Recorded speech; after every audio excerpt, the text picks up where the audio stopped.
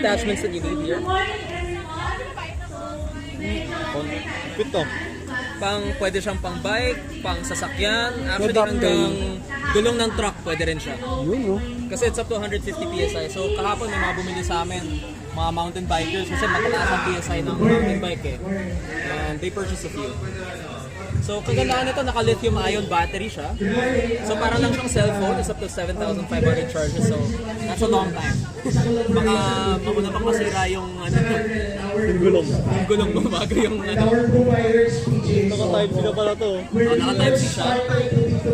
Full charge niya is about 1 hour pagka sa socket. Pag trucking services namin, nagpapadala kami na lagi ng ganyan sa mga trucks namin. Nice. Ganda, no? Para ka na lang may remote. We sold over 30 yesterday. Sobrang mabenta siya kahapon.